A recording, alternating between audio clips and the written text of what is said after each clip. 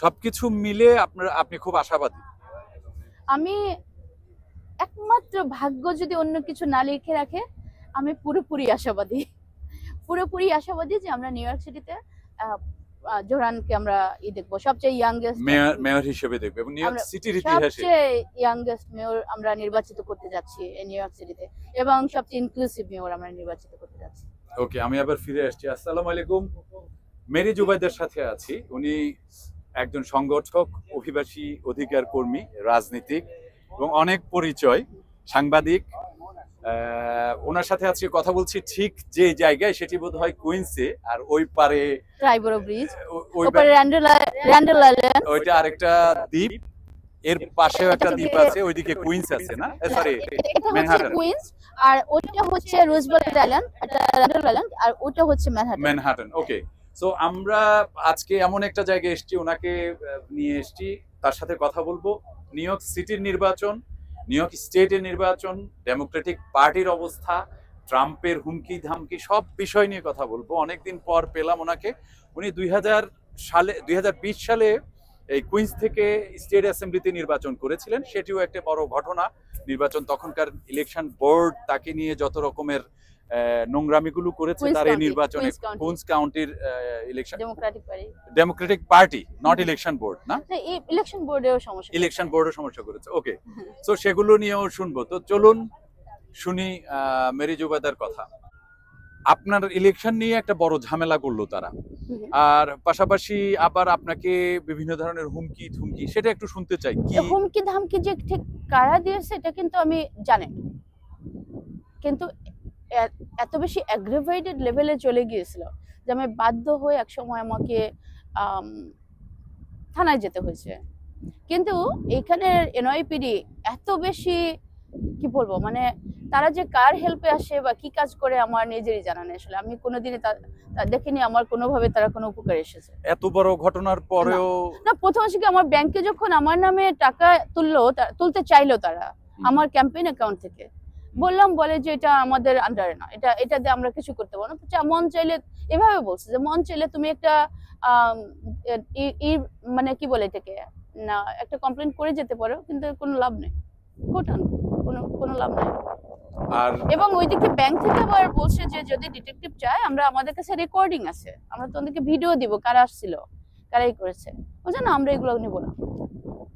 তারা কোনো আগ্রহ প্রকাশ করে না? আগ্রহ তো না, আমরা এগুলো নিব না, আমাদের এগুলো দরকার নেই। কেন, এটা কেন মনে হলো? আপনি তো অনেকদিন ধরে আপনি অনেকদিন ধরে আন্দোলন করেন, মুভমেন্টে আছেন, হয়তো এজন্যই দরকার নেই, পলিটিক্স করেন, সবকিছু আছে। আমার যেটি মনে হয় যে আপনি কোনো এস্টাবলিশমেন্টের বিরুদ্ধে বা কোনো একটা এলিট ক্লাসের বিরুদ্ধে বা কোনো একটা সিস্টেমের বিরুদ্ধে কথা বলেন নিশ্চয়ই, নইলে কেন এগুলো করবে? আমাকে তারা ভয় পায়, কেন ভয় পায় সেটা আসলে সত্যি কথা থেকে ভয় পাওয়ার মতো মানুষ আমি না। এটা যদি তারা জানে, তারা বোঝার কথা যে ভয় পাওয়ার মতো মানুষ আমি না। মেহনতি মানুষের আন্দোলন, সেটাই। আমি যেটা কথা বলি সেটা হচ্ছে কি, আমার আগের নির্বাচনের সময় আপনারা দেখেছেন যে আমি সবসময় ইনক্লুসিভ একটা সমাজ দেখতে চাই। দ্যাটস হোয়াট ইনক্লুসিভ সমাজ। সেই ইনক্লুসিভ সমাজটা এমন হবে যেখানে মানুষের ভাতের অভাবে চুরি করতে হবে না, যেখানে জাস্ট ঘর ভাড়া নাই বলে লুকায় লুকায় কাটতে হবে না। আসলে এটা তো একটা সামান্য একটা ব্যাপার, এটা তো একটা ন্যায় বিচার বলেন, এটা জাস্ট হিউম্যান রাইটস। যে আপনি ফুল টাইম কাজ করবেন, সেখানে আপনি থাকার মাথার উপর একটা ছাদ থাকবে না, আপনার প্লেটে ভাত থাকবে না, আপনার যাতায়াতের খরচ থাকবে না, তাহলে আপনি চাচ্ছেনটা কি? একটা মানুষ মরে যাবে? মানে একটা মানুষ তাহলে সে চলবেটা কিভাবে আপনি বলেন? একটা মানুষ যে ফুল টাইম কাজ করে, এটা তো তার ন্যূনতম পাওনা, যে সে মাথার উপর একটা ছাদ থাকবে, ঘুমানোর জন্য একটা বিছানা থাকবে, টেবিলে খাবার থাকবে, তার যাতায়াত খরচ থাকবে, তার সন্তান থাকলে তাদের শিক্ষার ব্যবস্থা থাকবে, এবং সে অসুস্থ হলে চিকিৎসা পাবে।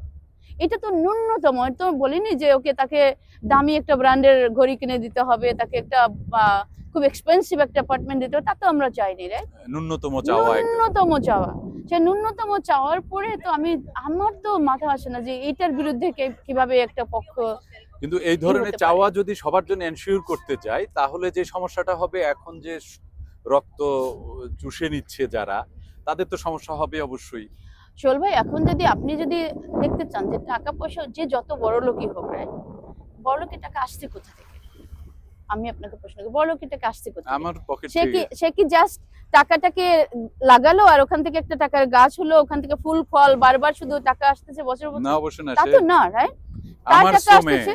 আপনি একবার ভাবেন, আমি আপনাকে দুটা সিনারিও দেই। একটা হচ্ছে কি একজন মানুষ 10,000 টাকা ধরেন মাসে পায়, ওই সামান্য, তাও আবার আমি ওই বড়লোকের কথা বলছি না যে তার বাৎসরিক ইনকাম $1 বিলিয়ন, আমি সামান্য একজনের কথা বলছি, রাইট? একজন ধরেন $20,000 তার মাসের আয়, রাইট? আর একজনের পুরো মাসের আয় হচ্ছে কি $2,000। সেই $2,000 দিয়ে সে কারোর সাথে সাবলেট থাকতেছে, তাই না? কারোর সাথে সাবলেট থেকে বাকি টাকাটা সে এই যে ট্রেন মানে ট্রান্সপোর্টেশনের ফেয়ার, আসা যাওয়া, এইগুলি করে তার একটা পয়সা তার বাকি থাকে না। সে ঘরে যাচ্ছে, তার কিছু টাকা যাচ্ছে বাড়িওয়ালার পকেটে, কিছু টাকা যাচ্ছে গ্রোসারি স্টোরের পকেটে, কিছু টাকা যাচ্ছে ট্রান্সপোর্টেশনে, তার কিন্তু কিছু থাকছে না। তার ওই যে জিরো নিয়ে ঘুমাচ্ছে, বরং উল্টে দেখা যাচ্ছে হয়তো কারো থেকে আরো $50 লোন করে নিয়েছিল, ওই লোনের টাকাটা পড়ে আছে।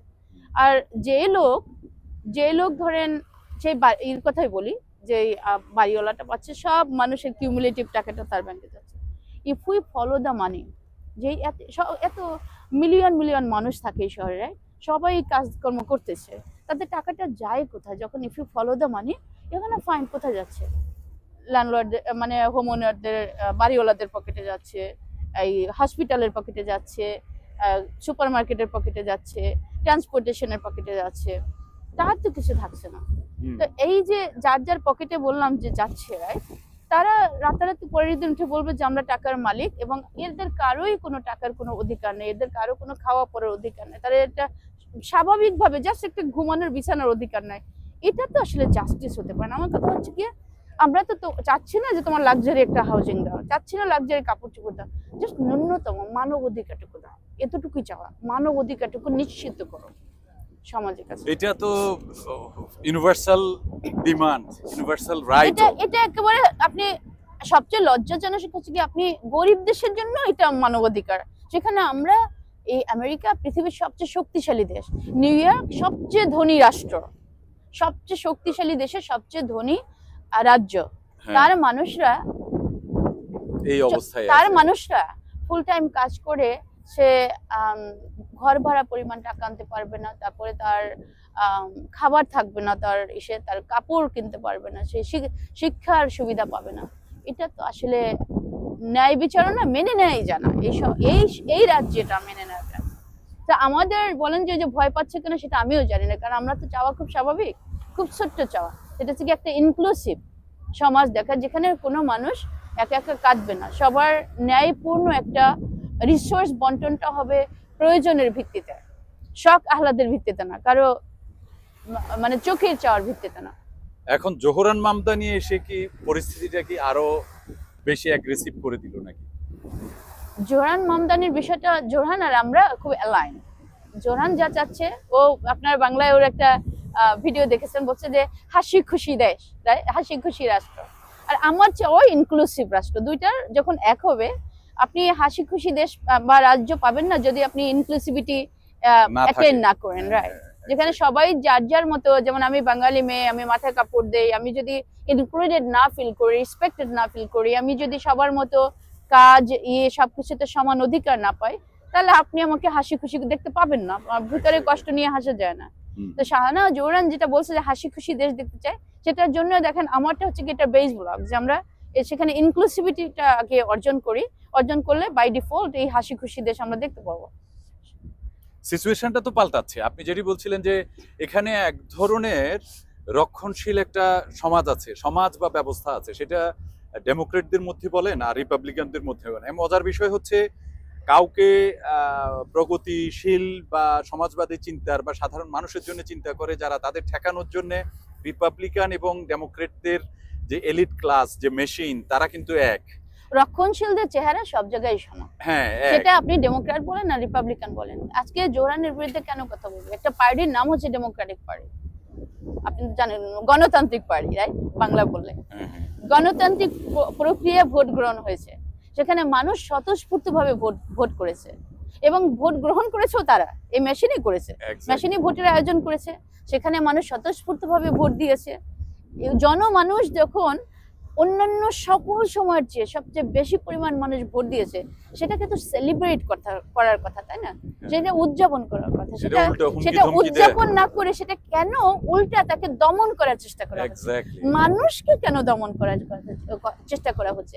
পার্টির নাম ডেমোক্রেটিক ইলেকশন হলো, ডেমোক্রেটরা ভোট দিলে এখন বলা হচ্ছে ডেমোক্রেটরা ভোট আমি তাদের রেজাল্ট আমি না মেনে আমি ওই কি বলে বরং ইন্ডিপেন্ডেন্ট ক্যান্ডিডেটকে নিয়ে এসে সাপোর্ট করব, বাইরে থেকে ধরে এনে, তারপরে নিজেদের ডেমোক্রেটিক প্রার্থীকে সাপোর্ট করব। তাকে ঠেকাও পর্যন্ত বলেছে। সেই ঠেকাও, সেটাই মানে গভর্নর বলেছেন, সাবেক গভর্নর বলেছেন, এবং আরো যেখানকার যে মেশিন গুলো আছে সবাই বলছে যে জোহরান ঠেকাও। কয়টা কোথায় আসলে আমি একটু বুঝতে চাই, ডিএসএ একটু ক্লিয়ার করবেন আমাকে? যদি আপনি বলেন জোহরান ঠেকাও, রাইট, সেটা জোহরান ঠেকাও না, এটা আসে কি গণতন্ত্র ঠেকাও, রাইট? আলটিমেটলি কি বলা হচ্ছে? জোহরান কে? জোহরান একজন মানুষ, জোহরান একজন ক্যান্ডিডেট, আর তো কিছু না। কিন্তু তাকে কমিউনিস্ট বলে, তাকে আপনি তাকে কমিউনিস্ট বলেন, তাকে যদি বাঘ বলেন, তাকে যদি কলাগাছ বলেন, জোহরান তো একজন প্রার্থী মাত্র, এবং সে ডেমোক্রেটিক প্রসেসে এসেছে। সেইটাই হচ্ছে গিয়ে বিষয়টা হচ্ছে গিয়ে এখানে জোহরান ঠেকানো, হচ্ছে গণ যে মুভমেন্ট শুরু হয়েছে এটা ঠেকাও, গণতন্ত্র ঠেকাও, মানুষের যে ভোট গ্রহণের যে ফলাফল, তাহলে কি হবে? জোহরান ঠেকালে কি হবে? মানুষ বিরক্ত, বলবে ভোট দিয়ে লাভ কি? অনেক কমিউনিটি আছে এখানে, আমি তো ক্যাম্পেইন করি, ক্যানভাস করি, অনেক কমিউনিটির মানুষরা ভোট দিতে বলবে ভোট দিয়ে লাভ কি, আমাদের ভোটে কি আসে যায়, আমরা ভোট দিব না। তো এই যে জোহরান ঠেকাও মানে এটাই বলা যে ওই সিস্টেমটা ফেরত আনো, যেন মানুষ আবারও আশাহত হয়, মানুষ যে একটা পিপলস পাওয়ারে প্রচন্ড রকম বিশ্বাসী হয়ে উদ্যমী হয়েছে, এটাকে বন্ধ করো আগে, এই গণজোয়ার বন্ধ করো। কারণ গণজোয়ার বন্ধ করতে না পারলে তারা যে কন্ট্রোল করার যে একটা সিস্টেম, এটা তারা ধরে রাখতে পারবে না। সেটা আপনি রিপাবলিকান নাম দিয়ে করেন আর ডেমোক্র্যাট নাম দিয়ে করেন, কন্ট্রোলার যারা কন্ট্রোল করতে চায়, যারা এই দমন করতে চায়, তাদের রূপ একই রকম, এবং আলটিমেটলি তারা রসুনের গোড়ার মতো। আপনি দেখতে পাচ্ছেন এখন রিপাবলিকান কনজারভেটিভ, ডেমোক্র্যাট কনজারভেটিভ সব এক হয়ে গেছে জোহরানকে ঢাকা। এবং যে এটা তো শুধুমাত্র জোহরানের সময়ে শুরু হয়েছে তা না, তারও আগে থেকে একই ধরনের ইয়ে ছিল। এবং ট্রাম্পের বিজয়ের অন্যতম একটা কারণ হচ্ছে এই মেশিনের বিরক্ত হয়ে মানুষ বিরক্ত হয়ে, মেশিনের আচরণে মানুষ বিরক্ত হয়ে যে ট্রাম্পও কিছু মেশিন বিরোধী কথা বলছে, এটা অনেকটা উৎসাহিত হয়েছে অনেকে। হ্যাঁ, কিন্তু এখন তো মানুষ হারাহারি টের পাচ্ছে। সেটা হচ্ছে কি, ট্রাম্প যে কথাগুলো বলেছে সেটা ইন এ সেন্স, ওই যে জোহরান একটা সুন্দর কথা বলে যে ও তিনটা ওয়াদা দিছে, প্রথমটা মানে না, দ্বিতীয়টা মানে না, তৃতীয়টা যেটা দিয়ে মানুষ দমন করা যায়, মানুষকে কষ্ট দেওয়া যায়, সেটা সে মানতেছে না। এখন মানুষ তো বিশ্বাস করেছে প্রথম দুইটা, ট্রাম্প তো করতেছে তৃতীয়টা, মানে প্রথম দুইটা সে বাদ, এজেন্ডা থেকে বাদ। আপনি জোহরানের নিয়ে আমি কথা বলছিলাম, এই যে জোহরানকে ঠেকাও বা স্লাইভা যেটা আছে এখন, কুটি স্লাইভাকে সামনে নিয়ে আসা, বা সেটা হলো রিপাবলিকান। পাশাপাশি সিলভা এই ট্রাম্পও কিন্তু একটা কথা বলছে, ও প্রত্যেক 4 বছর পর প্রার্থী হয়, এবং সে হলো মেশিনের মধ্যে ফিকচার হিসেবে কাজ করে, জাস্ট এ পাপেট। হ্যাঁ, তো এই যে নতুন আমাদের অ্যান্ড্রু কুমো আবার প্রার্থী হচ্ছেন, আবার অ্যান্ড্রু কুমো আর এরিক অ্যাডামস নিয়েও এইটা নির্লজ্জতা এইখানটাতে, যেটা আপনাকে বললাম যে জোহরান ঠেকাও, এই যে আমাদের ডেমোক্র্যাট, তারা তো টপ লেভেলের কি বলে ডেমোক্র্যাট, রাইট? যে পুরাতন মেশিন মেন্টালিটি, যে আমার পছন্দ মতো ক্যান্ডিডেট না হলে আমি কি বলে মানি না তোমার খেলা, ইন্ডিপেন্ডেন্স হিসেবে না। খেলাও তো তাদেরই ছিল, খেলা তো আসলে আমাদের মতো এই স্থাপনাদের ছিল না, এটা তো ছিল তাদেরই, রাইট? মানে খেলা হাত বদল হয়ে গেলে আমি আর এই ক্লাবই করব না, নতুন ক্লাব খুলে সালিশ মানে তাল গাছ আমার থাকতে হবে। এক্স্যাক্টলি সালিশ মানে যেই বলেন মানুষের একটা রিভাইভাল এসেছে। আজকে যদি অ্যান্ড্রু কুমো হতো, জোহরান না হয়ে, এটা কি করতো? এটা মেনে নিত? না, অবশ্যই করতো। এটাই এখান থেকে প্রশ্ন হচ্ছে, বায়াস মেন্টালিটি। বায়াসটা হচ্ছে এটা একটা স্ক্রিনার আছে, সেটা হচ্ছে গিয়ে আপনি আপনাকে জিজ্ঞেস করবেন যে এই মানুষ না হয়ে অন্য মানুষ হলে আমি কি একই আচরণ করতাম? এই মানুষ না হয়ে অন্য মানুষ হলে আমি কি একই প্রশ্ন করতাম? যদি আপনার প্রশ্ন উত্তর না আসে যে না এই মানুষ না অন্য কেউ হলে আমি এই প্রশ্ন করতাম না, এই আচরণ করতাম না, তখনই আপনাকে ধরে নিতে হবে এই প্রশ্ন করার মধ্যে, এই আচরণের মধ্যে বায়াসনেস আছে। এক্স্যাক্টলি, এবং আপনার সিদ্ধান্তের মধ্যেও ভুল আছে, তাইলে সেটা বলা যায় আর কি। হ্যাঁ, তো আমি যেটা জানতে চাইছিলাম যে একটা রিভাইভাল তো এসছে, জোহরান মানুষ স্বতঃস্ফূর্তভাবে জোহরানকে ভোট দিয়েছে, এবং অ্যান্ড্রু কুমো যার 100% ফেস ভ্যালু আর 0 ফেস ভ্যালু থেকে সে 100% এ চলে গেছে, উল্টা হয়ে গেছে না? সো এটা একটা বিরাট পরিবর্তন বলতে পারেন আপনি। শোল ভাই, মানে ওই যে একটু আগে একটা কথা বলছিলেন যে মোরলরা কখনো নতুনরা যখন উঠে আসে সমাজে সেটা মেনে নিতে পারে না। তো ওদের হচ্ছে কি ইগো প্রবলেম, ওদের ক্ষমতায় থাকার অধিকার কেবল তাদের আছে। যেটা আপনি ব্লুমবার্গের সময় দেখেছেন, ব্লুমবার্গ 3rd টার্ম, নিউ ইয়র্কের একটা টার্ম লিমিট আছে, সেটা হচ্ছে 2 টার্মে হতে পারে একজন মেয়র। ব্লুমবার্গ কেন 3rd টার্মে রান করবে, কিভাবে রান করলো? এমন হচ্ছে ওদের একটা ইগো প্রবলেম আছে, যে টাকা আছে ওদের, পুরাতন অনেক আগে থেকে তাদের একটা স্ট্যাটাস কো বলি আমরা, যে তাদের একটা স্ট্যাটাস তৈরি হয়েছে, এখান থেকে আবার নতুনরা এসে তার স্ট্যাটাসে ধাক্কা দিবে। এই পর্যায়ে আসলে সব স্ট্যাটাস কো এক হয়ে যায়, এরা মানতে চায় না আর কি, কেউ মানতে চায় না, মেনে নিতে পারে না। আচ্ছা, তো এই যে পরিবর্তন, এই পরিবর্তনটা আপনি কি মনে করেন যে মানে জোহরান কেন্দ্রিক, না আরো আগে থেকে এই যে মানুষের মধ্যে একটা রিভাইভাল, ইয়াংরা আসছে, শাহানার মতরা নির্বাচিত হয়েছে? আমার ক্যাম্পেইনকে যে সাপ্রেস করার চেষ্টা করেছে সেটাও তো এই প্রক্রিয়ারই একটা অংশ ছিল। আমি তো জাস্ট একটা সিম্পল কি বলে মা, ঘরের একটা মা ছিলাম, একজন একদম রাস্তার অর্গানাইজার ছিলাম। আমাকে কেন আটকানোর চেষ্টা করবে, রাইট? আমি তো এমন কোনো বড় মুভমেন্ট ওই সময়, হ্যাঁ ক্যাম্পেইন ভালো করছিল, সেটা ভাগ্য ভালো, মানুষের কথা বলেছি, মানুষ এটাকে রেসপন্স করেছে, কিন্তু আমি তো এমন নামি পলিটিশিয়ান ছিলাম না। 2020 সালের ঘটনা বলতেছে, তখন তো আমি এত নামি পলিটিশিয়ান ছিলাম না। যে তারা হচ্ছে গিয়ে আগে দেখার চেষ্টা করে যে কারা এই মুভমেন্টটাকে জোরালো করতে পারে, কাদের পিছনে মানুষ। আমার বিরুদ্ধে একটা জরিপ করেছিল তারা, জরিপটা ছিল যে ম্যারি হচ্ছে একটা ইমিগ্রান্ট, তার কি বলে, তাকে কি তোমরা ভোট দিবা, আর ক্যাথি হচ্ছে এটা এরকম করে। দেখা গেছে সব মানুষ তারাই জরিপ করেছে, সে জরিপে সব আমার পক্ষে চলে গেছে, তখন থেকে তাদের উল্টাপাল্টা আমি একটু শুনতে চাই। এবং সেই জরিপটা আমার লোকাল যারা পরিচিত ফ্রেন্ডরা ছিল, যারা আমাকে সমর্থক ছিল, ওদের হাতেও সেই জরিপটা আসছিল। বলছে কি কেন দিব না ভোট, মানে ভোট দেওয়ার সাথে ওর ইমিগ্রেন্টের সমস্যা কি? ওকে, আমি একটু আপনার সেই ব্যাপারটা একটু আবার শুনতে চাই, যে কি ঝামেলা হয়েছিল আপনার সাথে। কোনটা? ওইটা ইলেকশন কেন্দ্রিক পুরো ঝামেলাটা একটু শুনতে চাই। ইলেকশন কেন্দ্রিক তো মানে প্রথমে চাচ্ছিল না যে আমি ইলেকশন করি, তারপর যখন পিটিশন ভাবছে যে এমন, প্রথমে ভাবছে যে এত বেশি মানুষ আমাকে সাইনই করবে না, মানে আমি এনাফ সিগনেচারই তো পাবো না। আচ্ছা, সিগনেচার করতে হয় সেটা হলো তাদের পক্ষ থেকে, মানে ব্যালটে নাম ওঠানোর জন্য, প্রাইমারিতে, রাইট। আমাকে প্রপোজ করলো, কে করলে এটা আর বলতে চাই না, আমাকে তাদের পক্ষ থেকে প্রপোজ করলো যে তুমি ক্যাথির বিরুদ্ধে না দাঁড়ায় এবার তুমি করো, কি বলে এটাকে, ডিস্ট্রিক্ট লিডার পদে দাঁড়াও, তাহলে ক্যাথিও তোমাকে সমর্থন দেবে। আমি দাঁড়াবো অ্যাসেম্বলি মেম্বার পদে, আমি ডিস্ট্রিক্ট লিডার পদে দাঁড়াবো কেন রে? বলে তুমি যদি 50টা সিগনেচার না পাও, এটা কত বড় লজ্জার হবে, মানে ভাবেন, যে বলে যে তুমি যদি 50টা ভোটও না পাও, 50টা সিগনেচার না পাও, কত বড় লজ্জার হবে রে। এই শব্দই 50টা ভোট বা 500 ভোট দরকার কত ছিল, কত সিগনেচার দরকার হয়, যে বেশি হয় তারই সিগনেচারে কত লাগে। সিগনেচার আমাদের খুব সম্ভবত 800-900 এরকম জমা দিয়েছিলাম, বা আরো বেশি জমা, আমার এক্সাক্ট মনে নেই, তবে ওই সময়টাতে প্যান্ডেমিকের কারণে কমাই দিয়েছিল। আচ্ছা, ওরা আপনারে নাম তুলতে চাই নাই কেন, বা আপনারা ইলেকশন করতে দিতে চাইছিল না কেন? ওটা তো একদম পুরো ইলেকশন কমিশনই, একটা ইলেকশন বোর্ডই তো বোধহয় একটা কনস্পিরেসি করেছিল সেই সময়। কনস্পিরেসি কে করেছিল? বোর্ড বসায় তারা আমাকে ব্যালট থেকে নাম বাদ দিয়ে দিয়েছিল। সেটা ছিল বোর্ড থেকে তারা মিটিং করে সিদ্ধান্ত নিল যে আমার নাম ম্যারি জুবাইদা, এই নামে ব্যালট করা। ম্যারি বাংলাদেশের একটা গ্রামের মেয়ে, মুসলমান মেয়ে, তার নাম ম্যারি, এটা তার হতে পারে না, খ্রিস্টান নাম কেন হতে পারে না, রাইট? এটা হওয়ার কথা না। তো মানে এটাকে তারা একটা দেখালো, যুক্তি দেখালো যে এটা কিরকম কথা, যে এই নামে তারা উত্তর দিবে না, কারণ এটার মধ্যে কোনো ইন্টারেস্ট ইনভলভ আছে, এটা বললো। বলার পরে আমরা কোর্টে গেলাম যে আমার নাম কি হবে, আমার মা কি নাম রাখবে, সেটা তো ইলেকশন বোর্ড অফ ইলেকশনের না, মানে আমার মা আমার নাম কি দেবে সেটা আমার মায়ের ইচ্ছা, আমার জন্মের পরে। আর একই সাথে আমাদের প্রমাণ করতে হয়েছে যে এই ম্যারি জুবাইদা, ম্যারি নামটা যে আমি শুধু ইলেকশনের জন্য আমি তৈরি করিনি, এটা যে আমার ছোটবেলা থেকে বা অন্যান্য কাজেও ব্যবহার হয়েছে। যেমন ধরেন আমি যেখানে চাকরি করেছি সেখানে আমার এর মধ্যে ম্যারি লেখা।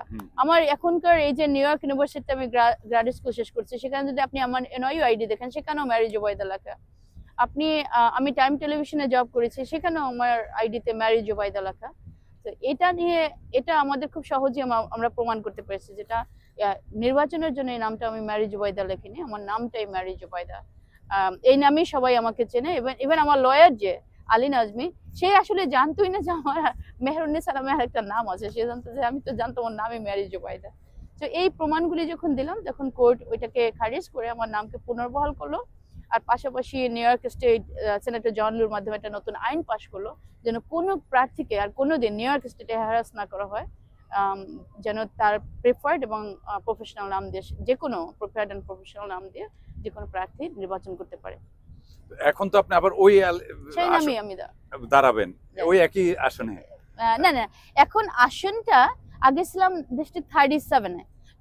2025 সাল থেকে 2025 সালের জানুয়ারি মাস থেকে রিডিস্ট্রিক্টেড ম্যাপ, মানে নতুন যে ম্যাপ তৈরি করা হয়েছে, সেই ম্যাপ অনুযায়ী আমি পড়ে গেছি ডিস্ট্রিক্ট 36-এ। আমি এবং আমার ডিস্ট্রিক্ট, আগের ডিস্ট্রিক্ট 37-এর একটা অংশ ডিস্ট্রিক্ট 36 রিডিস্ট্রিক্টেড ম্যাপ অনুযায়ী আমি এবং আমার ডিস্ট্রিক্ট 37-এর একটা অর্ধেক অংশ, মানে এই ডিস্ট্রিক্ট 36-এর অর্ধেক অংশ পুরাতন ডিস্ট্রিক্ট 37-এর অংশ। তো এখন এই অনুযায়ী আমি এখন ডিস্ট্রিক্ট 36-এর বাসিন্দা এবং ভোটার, আর এই ডিস্ট্রিক্ট 36-এর প্রার্থী, কিন্তু একই পদে district new York state assembly. আচ্ছা, একই পদে করবেন। আর ওইখানে তো এখন বোধহয় অ্যাসেম্বলি মেম্বার হচ্ছে জোহরা। অফিশিয়ালি এখন পর্যন্ত অ্যাসেম্বলি মেম্বার জোহান মামদানি, কিন্তু আপনারা জানেন যে Zohran Mamdani already Democratic primary win করেছেন। সে নিউ ইয়র্ক সিটির মেয়রাল পদে রান করতেছেন। আমরা উনি কি থাকতে পারবে না ওই পদে? কিভাবে? সে তো যখনই নিউ ইয়র্ক সিটির মানে ল কি বলে যে ঘোষণা করলে যখনই যে মুহূর্তে তিনি মেয়র হিসেবে শপথ গ্রহণ করবেন, আচ্ছা, মেয়র নির্বাচিত হলে এটা তখন থেকে এটা ভ্যাকান্ট হিসেবে গণ্য হবে। মেয়র নির্বাচিত হলে, মেয়র নির্বাচিত হলে, আর নির্বাচিত না হলে তিনি আবার এই পদে ফিরতে, তিনি এখন এই পদই আছেন। আচ্ছা, হ্যাঁ, তাহলে ফিরতে পারবেন। তাহলে ফেরাফিরির বিষয় না, বিষয় হচ্ছে তিনি তো এই পদই আছেন। ওকে, হ্যাঁ হ্যাঁ হ্যাঁ হ্যাঁ, এই পদে ফিরতে পারবেন। ওকে, তাহলে তো আপনার জন্য শুভকামনা করা দরকার অবশ্যই, যে আপনি মানে আলোচিত। প্রথম কথা হচ্ছে আমার বোধহয় যে সেই সময় আপনি একমাত্র প্রার্থী ছিলেন নিউ ইয়র্ক স্টেটে। আমি জানি না অন্য কোথাও এই ধরনের সিচুয়েশন ঘটেছে কিনা, যে নাম বাদ দেয়া এবং পরবর্তীতে রাইট অ্যাসেম্বলিতে, মানে নিউ ইয়র্ক স্টেট ইলেকশনগুলিতে আমি একমাত্র। হ্যাঁ হ্যাঁ, আমি সে কথাই বলছি যে নিউ ইয়র্ক স্টেটের মধ্যে একমাত্র, আমার আর বাকি স্টেটের খবর জানা নাই, কিন্তু আমি যতদূর জানি যে আপনি একমাত্র নাম বাদ দেয়া এবং ফলাফল ঘোষণাতেও চাতুরীর অংশ নেয়া, এবং board of election wholeheartedly আপনার পেছনে লেগেছিল। সেটি আমরা তো বুঝতেই পারছি। আমি আমার যতটুকু ধারণা এবং আপনার সাথে যতটুকু আলোচনা হয়েছে তাতে বোঝাই যাচ্ছে সেটি হলো ওই যে ওয়ার্কিং ক্লাস পিপলের রাজনীতি, এবং ডিএসএ রাজনীতি নিয়ে একটু শুনতে চাই, এবং কমিউনিস্ট নিয়ে শুনতে চাই, যেটি হচ্ছে জোরানকে বলা হয় কমিউনিস্ট এবং ডিএসএ। আমি একটু এটা নিয়ে সাধারণ মানুষেরও একটু বিভ্রান্তি আছে। সোশ্যালিস্ট যে ঘরানা আছে, বিশেষ করে বার্নি স্যান্ডার্সের যে ঘরানাটা আমরা বলি, বার্নি স্যান্ডার্স যদিও বলা হয় যে তিনি ডেমোক্রেট না, তিনি ইন্ডিপেন্ডেন্ট সিনেটর। সো সবকিছু মিলে একটু শুনতে চাই সংক্ষেপে আমেরিকার এই রাজনীতি। প্রথমে আমি বলে রাখি, যেহেতু জোহানের নির্বাচন সামনে, জোহান কমিউনিস্ট না, জোহান হচ্ছে গিয়ে socialist, Democratic socialist. Democratic socialist এবং কমিউনিস্ট দুটো আলাদা গ্রুপ। তারা এটা অনেকটা হচ্ছে কি বাঙালি ওয়ার্কিং ক্লাস, এরকম ধরেন বাঙালি ওয়ার্কিং ক্লাস যেমন নেসেসারিলি এক জিনিস না, কিন্তু আবার একত্রে এক্সিস্ট করতে পারে। তো সোশ্যালিস্ট কমিউনিস্টদের এজেন্ডার কারণে তাদের দাবি এবং তারা যে বিষয় নিয়ে লড়াই করে, সে লড়াইয়ের বিষয়গুলি অনেক সময় এক হয়ে যায়। এক হয় না, অনেক সময় খুব কাছাকাছি আসে বা একই প্ল্যাটফর্মে লড়াই করে, যে কারণে অনেক সময় এটা অনেকে কনফিউজড হয়ে যায়। আমি নিজেও ডেমোক্রেটিক সোশ্যালিস্ট, আমি নিজেও কমিউনিস্ট না, ডেমোক্রেটিক সোশ্যালিস্ট, এবং আমি মুসলিম। জোহরান নিজেও নিজেকে মুসলিম হিসেবে দাবি করে, আপনি জানেন, এবং সে মুসলমান। জোহরানের বিরুদ্ধে যেসব অভিযোগগুলি, এটা যদি আপনি মানে এই সবগুলি আগে কিছুটা একটু বলতে চাই আমি, আপনার যদি সময় থাকে প্লিজ প্লিজ, আমি এগুলো শুনতে চাইতেছি। গত এক সপ্তাহ আগে আমাদের একটা মিটিং হয়েছিল, সেখানে একজন ভদ্রলোক এসেছেন, জোহরানের টিচার বলে দাবি করেছেন। জোহরান টিচার, তাকে ডাকি মিস্টার কার্ডামন, এবং খুব বাজে কথা বলেছে যে জোহরান মুসলমান না, জোহরান এটা না। মুসলমান বিষয়টা কিন্তু খুব জটিল। আপনি নিজে, আমি জানি না, নাম বলেই আমি বলবো না যে আপনিও মুসলমান বা মুসলমান না, বিষয় হচ্ছে কি আপনি মুসলমান ধর্মের সাথে খুবই পরিচিত। আমি মুসলমান বিষয়টা এত সেন্সিটিভ যে যে কোনো কেউই যে কোনো মুহূর্তে মুসলমান হতে পারে। যখন ব্যক্তি বলে সে মুসলমান, সেই মুসলমান। মুসলমান এমন কোনো দলিল না যে যেখানে প্রমাণ নিয়ে আসতে হবে কোথা থেকে। মুসলমান কোনো বার্থ সার্টিফিকেট না যেটাকে আপনাকে প্রমাণ করতে হবে, বা ন্যাশনালাইজেশন সার্টিফিকেট না যেখান দিয়ে আপনাকে সার্টিফিকেট ক্যারি করে আপনি মানে আপনার ওয়ালেটে নিয়ে ঘুরবেন যে আমি এই যে সার্টিফাইড মুসলমান। মুসলমান হচ্ছে কি একটা স্বীকৃতি, যে ব্যক্তি যখন নিজেকে বলবে যে আমি মুসলমান, আমি এই মুসলিম ইসলামের এই জিনিসগুলোতে আমি বিশ্বাসী এবং আমি এটা পালন করব, সে করতে পারুক না পারুক সে মুসলমান বললেই হবে এটা। তো জোহরান নিজেকে মুসলমান বলে, তা আমার আর কোনো কিছু, আমাদের কারোই আর কিছু বলার থাকে না মুসলমান। কিন্তু এটা হচ্ছে গিয়ে মুসলমানের বিষয়টা। কিন্তু প্রশ্ন আসে যে এই প্রশ্ন আপনি কেন করছেন জোহরানকে? ওই যে একটু আগে আপনাকে বায়াস নিয়ে কথা বলছিলাম, বায়াস হচ্ছে সেই জিনিস যে প্রশ্ন আপনি অন্য 10 জনকে করবেন, একটা বিশেষ ব্যক্তিকে করবেন, তাহলে সেটা হচ্ছে বায়াস। তাহলে জোহরানের বিরুদ্ধে আপনি বায়াস কেন নিয়ে আসতেছেন, বায়াস প্রশ্ন কেন করছেন? এই প্রশ্ন কি আপনি অ্যান্ড্রু কুমারকে করছেন? এই প্রশ্ন কি আপনি এরিক অ্যাডামকে করছেন?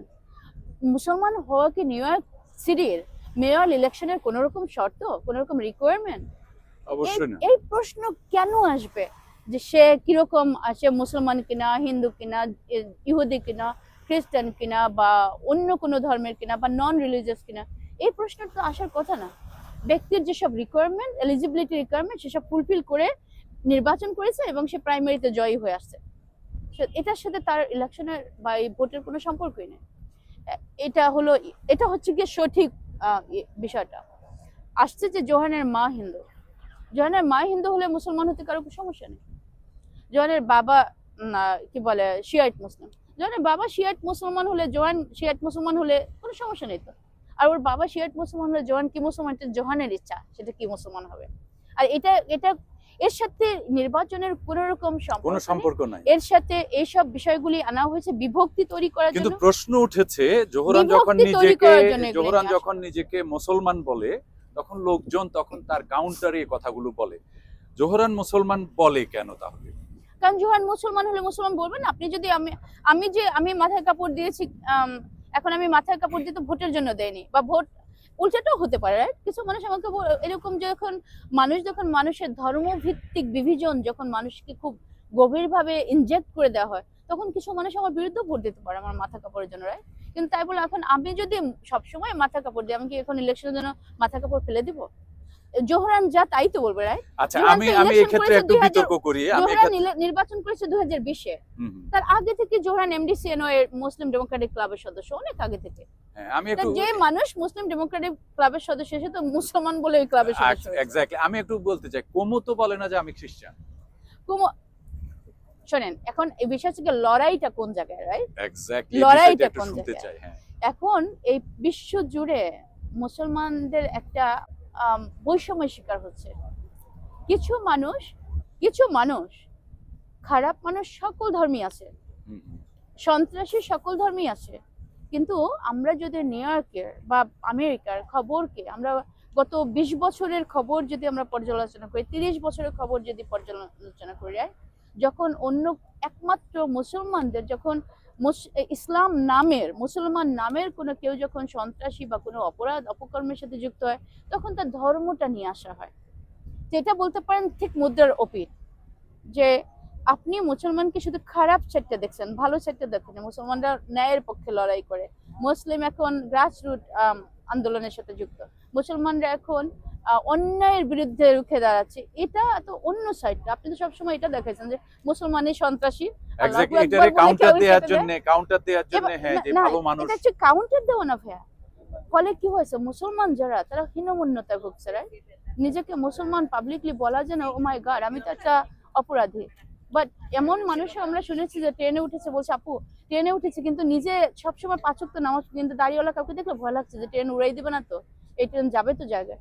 নিজেদের প্রতিও নিজেদের অবিশ্বাস একটা গ্রো করেছে, নিজেদের প্রতি নিজেদের দুর্বলতা এসেছে, ইনফেরিটি কমপ্লেক্সিটি এসেছে, দুর্বলতা এসেছে।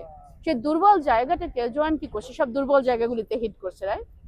This is one of them. হ্যাঁ, আমি মুসলমান বলার কারণ কি হয়েছে, যারা এই দুর্বল ভাবছে নিজেকে, বলছে না আমরা এতটা না।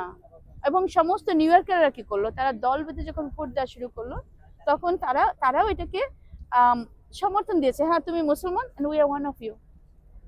তুমি মুসলমান, you are us. তুমি খ্রিস্টান, you are us. তুমি বৌদ্ধ, you are us. তুমি Hindu, you are us. we are us. এই যে এটা মুসলমানকে আলাদা হাইলাইট করে না, এটা একটা দুর্বল মানে একটা জনগোষ্ঠীকে সাপ্রেস করার জন্য যত রকম আক্রমণ হয়েছে, সে আক্রমণের বিপরীতে দাঁড়িয়ে বলা কথা যায় বলার হ্যাঁ একটা শক্তি। মুসলমান এটা হয় দোষটা কি? শেষ করব, কিন্তু তার আগে একদম সংক্ষেপে শুনতে চাই আসলে কি হতে যাচ্ছে। ট্রাম্পের হুমকি ধমকি, অ্যারেস্ট করবে, তাকে ধরে তাকে অ্যারেস্ট করবে, তারপর তা নিয়ন্ত্রণ নিয়ে নিবে নিউ ইয়র্ক সিটির, যেগুলো বলেছে এটা সব প্র্যাকটিক্যাল মিলে। না। হ্যাঁ, এটা প্র্যাকটিক্যাল না, এটাও হবে না। ও নির্বাচনও বন্ধ করতে পারবে না এবং তার বিজয়ী হওয়া বন্ধ করতে পারবে না। এটা আমি আপনি আপনাকে বললাম। নিশ্চিত যে জোহরান আমি জিতছে? আমি ভাগ্যে বিশ্বাসী, তবে সেই ভাগ্যে একমাত্র যদি ভাগ্য তার বিপরীত কিছু না লিখে রেখে থাকে, তাহলে এটা কোনোভাবে আর থামানো ঠেকানো যাবে না, কারণ মানুষের একটা রিভাইভাল আছে, মানুষের জোয়ার যখন আসে, পুনরুজ্জীবন, হ্যাঁ একটা মানুষের জোয়ার পুনরুজ্জীবন। যখন বিশেষ আসে। করে এবার আমার কাছে গত ভোটাররা দুইবারে, জেগে উঠেছে, হ্যাঁ ভোটারে জেগে উঠেছে। মানুষ, আপনি দেখেন কারা ভোট দিচ্ছে, অনেক মানুষ ভোট দিচ্ছে যারা কোনোদিনই ভোট দেয়নি। অনেক আমি নিজে ভোট কেন্দ্রে ছিলাম, সেখানে আমি দেখেছি যে পোল ওয়াচার হিসেবে, যেন আমরা দেখেছি যে ইয়াংরা তাদের দাদি নানিকে ধরে নিয়ে আসছে ভোট দিতে, এবং বাবা মা তাদের সন্তানদেরকে কল করে বলছে তুই এখনো কাজ থেকে ফিরিসনি, ভোটের মধ্যে ফিরবি তো, এই আর 20 মিনিট বাকি আছে, এই 1 ঘন্টা বাকি আছে, 2 ঘন্টা বাকি আছে, তুই কই আসছিস, রাস্তায় কোন জায়গায়? মানে এইরকম গরজ করে কখনো দেখেছেন যে কোনো বাবা মা, কোনো কমিউনিটি মেম্বাররা পাগল হয়ে ঘরের ওই যে বলে না যতজন কোনোভাবে ভোট দিতে পারতো তাদের সবাইকে নিয়ে আসছে? এবং একটা ইউনিক জিনিস হলো, আমি জোহরানের একটা মিটিং এ গেছি ম্যানহাটনে। ওই মিটিং এ আমি 2 জন পেয়েছি, একজন আফগানিস্তানের মহিলা আর একজন নেপালি মহিলা। 2 জনের সাথে যাবার সময় কথা এক পর্যায়ে সে বলল, আমি কিছু জিজ্ঞেস করি না, সে নিজে থেকে বলল যে আমার মেয়ে আমাকে ফোর্স করে এখন পাঠিয়েছে এখানে। দেখেন আবার আফগান উনি বললেন যে ওনার ছেলে ওনাকে ফোর্স করে পাঠিয়েছে। তার মানে ইয়াংদের মধ্যে যে একটা রিভাইভাল, ইয়াংদের মধ্যে যে একটা জাগরণ আসছে, একটা বিপ্লব ঘটে জাগরণ, গেছে, একটা right? বিপ্লব, চলে এটা আসছে। বিশাল ব্যাপার। অনেক ধন্যবাদ মেরি জুবাইদা আপনাকে। এবং শেষ করবে এত চমৎকার আলোচনা। আমার কাছে মনে হচ্ছে যে নিউ ইয়র্কের ভোটাররা, বিশেষ করে আমেরিকা সম্পর্কে বা নিউ ইয়র্ক সম্পর্কে মানুষের যে ধারণা, আরো এটা অনেক বেশি তাদের আরো এনরিচ করবে, আমি সমৃদ্ধ আপনাকে হবে। একটা বিষয় বলতে চাই, ট্রাম্প যত যার বিরুদ্ধে বলবে, নিউ ইয়র্কের মানুষ তার পক্ষে ভোট দিবে। ট্রাম্প যার পক্ষে যাবে, নিউ ইয়র্কের মানুষ তার বিরুদ্ধে ভোট দিবে।